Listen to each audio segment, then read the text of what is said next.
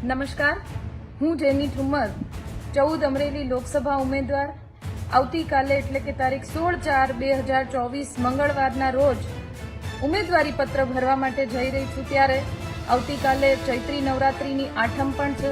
માં ભગવતી શક્તિનો દિવસ, આ શક્તિ રૂપે આશીર્વાદ થકી હું આવતીકાલે અમરેલી જિલ્લાનો અવાજ બનવા માટેની ઉમેદવારી નોંધાવી રહી છું। ત્યારે આપ સૌનો સહકાર આશીર્વાદ ઈચ્છું છું।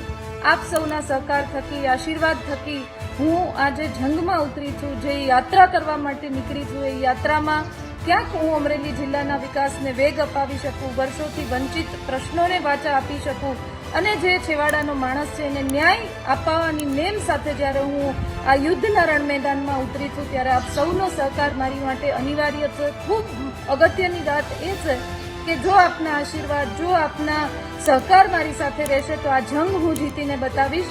આપની હાજરી રૂપી આશીર્વાદ આવતીકાલે ઈચ્છું છું। જય જય ગરવી ગુજરાત।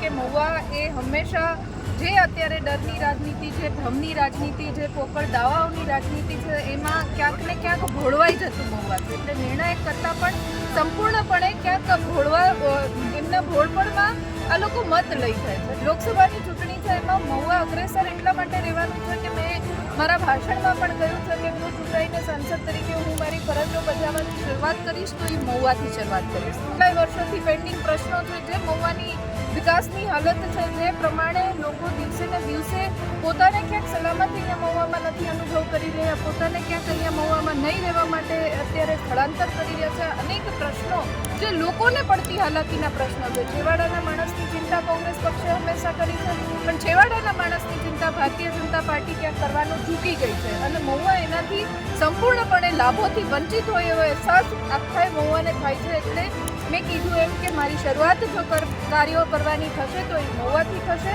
આ વખતની રણનીતિ ફક્ત એક જ છે કે લોકો માટેના જે પ્રશ્નો છે, લોકોને કનડતા પ્રશ્નો છે, એનો અવાજ ઉઠાવવો। બસ એટલો જ મારો આ ચૂંટણી વખતનો આ ચૂંટણી મુદ્દો છે।